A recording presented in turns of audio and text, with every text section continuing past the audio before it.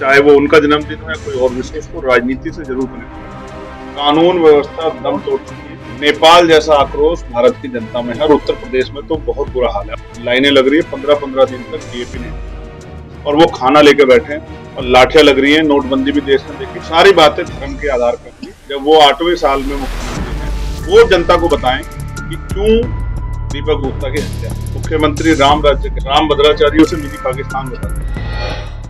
Bhim army के प्रमुख और यूपी की नगीना लोकसभा सीट से सांसद चंद्रशेखर आजाद ने बुधवार को बरेली शहर के संजय कम्युनिटी हॉल में आयोजित प्रबुद्धजन सम्मेलन में हिस्सा लिया। यहां उन्होंने लोगों को संबोधित किया, फिर सर्किट हाउस में मीडिया वालों से प्रेस वार्ता की। उन्होंने कहा कि प्रदेश की कानून व्यवस्था दम तोड़ चुकी है। नेपाल जैसा आक्रोश देश में है, उत्तर प्रदेश में तो और ज्यादा हालात खराब है। चंद्रशेखर आजाद ने आगे कहा कि प्रदेश में किसानों को खाद मिलना मुश्किल हो गया है। किसान 15-15 दिन से केंद्रों के आगे लाइन लगाए बैठे हुए हैं, लेकिन उन्हें खाद नहीं मिल रही।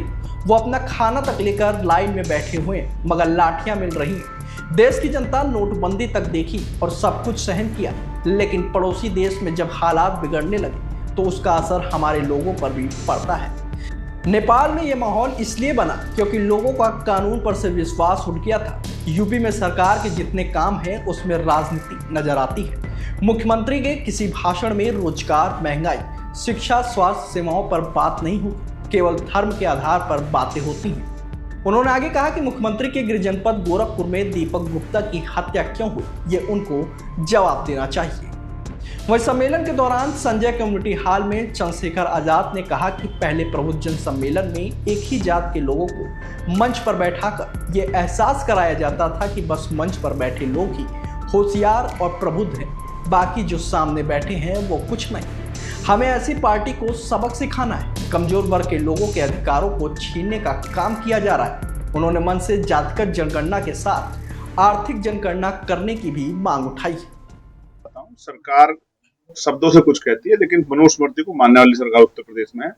यहाँ पिछड़े, अगर चाहे वो कासगंज हो या एटा हो, मैनपुरी हो, चाहे वो यादव समाज के लोग हों या मौर्य समाज के लोग हों या कुर्मी समाज के लोग हों, लगातार उनकी चोटी काट के इस तरह से माफी मंगवा के ये संदेश दिया जा रहा है। एक तरफ तो हिंदू भाईचारे की बात होती है कि सब हिंदू एक है, वहीं अगर कोई कथा करने का कार्य करता है तो जाति के आधार पर उसका शोषण, मैं इस बात से सहमत हूँ। ये संविधान के नियम विरुद्ध है। ऐसे लोगों पे कार्रवाई होनी चाहिए और सख्त कार्रवाई। कि सीवर के गंदे पानी से होकर बच्चों को स्कूल जाना पड़ रहा है, और मैं समझता हूँ स्कूल जो है भविष्य का मंदिर है, उसी में भविष्य बनता है, उसी में जो है भविष्य निर्माण होता है। तो अगर जो सरकार खड्डे ठीक नहीं कर पा रही, सीवरिंग की व्यवस्था सही नहीं कर पा रही, उस सरकार को जवाब देना चाहिए। और निकम्मी सरकार। अगर कानून व्यवस्था अच्छी होगी तो कोई पशु तस्कर किसी नौजवान की हत्या नहीं करता। कानून व्यवस्था दम तोड़ चुकी है। आप किसी जिले का हाल देख लो, कोई पूछने वाला नहीं है। नेपाल जैसा आक्रोश भारत की जनता में है और उत्तर प्रदेश में तो बहुत बुरा हाल है। आप कहीं चले जाओ, जहां किसानी खेती का समूह है, वहां लाइनें लग रही है 15-15 दिन तक डीएपी नहीं मिल रहा है, और वो खाना लेके बैठे हैं और लाठियां लग रही हैं। नोटबंदी भी देश ने देखी, तब भी जनता ने सब कुछ सहा। लेकिन जब पड़ोसी देश में कुछ होता है तो उसका असर हमारे लोगों को भी पड़ता है, अपने देश में पड़ता है। तो हमारी सरकारों को चाहिए कि वो संज्ञान ले, और जिस तरह के उसके बाद लोगों में आक्रोश पैदा हुआ, कैसे सड़क के नेपाल जैसा माहौल था, नहीं था पता, तो ऐसा क्यों बना? क्योंकि लोगों का कानून व्यवस्था पे से, सरकार पे से विश्वास हट गया। सरकार के जितने भी कार्य हैं उनमें कहीं ना कहीं राजनीति नजर आती है।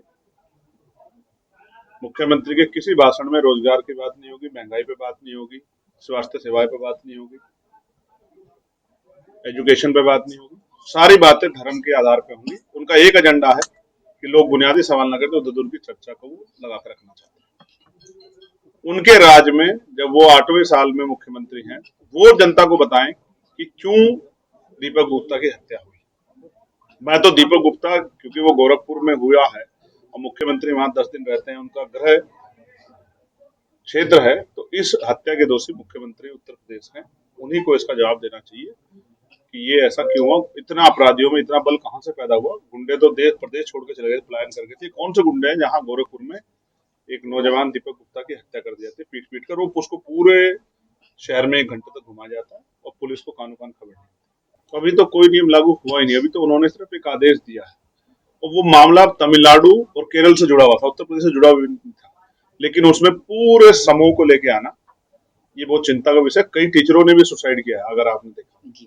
कल भी परसों में बिजनौर आंदोलन कर रहा था गुलदार प्रखंड में, तो भी वहां टीचर आंदोलन कर रहे थे। उनको चिंताएं हैं कि उनको जिनको 25 साल हो गए पढ़ाते हुए, वो कहाँ से दोबारा से प्रिपरेशन करें। तो सरकारों कोई भी ऐसा कानून बनाने से पहले सोचना चाहिए जिससे कि जनहानि ना हो, लोगों के मन में भय पैदा ना हो। उसी उत्तर प्रदेश को मुख्यमंत्री राम राज्य कहते हैं और जगत गुरु जो आपने बताया, क्या नाम है उनका, राम भद्राचार्य, उसे मिनी पाकिस्तान बताते हैं। और यही मेरठ में आपको याद दिला दूं, ये एक सबसे क्रांति धरा है। 1857 में गदर यहीं से शुरू हुआ। ये कोतवाल धन सिंह गुर्जर जी की धरती है, माता जी वाल्मीकि की धरती है। जिस क्रांति से अंग्रेजों को के पैर जो है उखड़ गए, दुश्मन को भागना पड़ा, उस धरती के बारे में इस तरह के बयान देना, मैं इससे मेरा कड़ा विरोध है। हालांकि उनको लेके मैं ज्यादा कुछ नहीं कहना चाहता, मैं बस इतना ही कहना चाहता हूँ, जब व्यासपीठ से बैठ के कोई कथा करता है या प्रवचन करता है, कहते हैं कि भाई क्या लेके आए थे, क्या लेके जाओ, जो अच्छे कर्म इस जन्म में करोगे उसी का फल अगले जन्म में मिलेगा। तो राम भद्राचार्य जी को अगर आंख नहीं दी कुदरत ने, तो उन्होंने कितने बुरे कर्म पिछले जन्म में किए होंगे। और जिस तरह से उन्होंने लगातार ब्राह्मण समाज पर टिप्पणी की, क्या कहा उन्होंने, पाठक, चौबे, उपाध्याय, दीक्षित, ये नीच ब्राह्मण होते हैं। जिस तरह से ब्राह्मण समाज पे लगातार उन्होंने जो है इस तरह के आपत्तिजनक शब्द किए, किसान कमेरों पे, उनके नेताओं पे उन्होंने एक बार कहा था कि मरे मुलायम काशी राम, प्रेम से बोलो। जिस तरह दलित पिछड़ों का मजाक उड़ाते, ऐसे व्यक्ति को मैं संत नहीं मानता, ऐसे व्यक्ति को मैं पाखंडी मानता हूँ।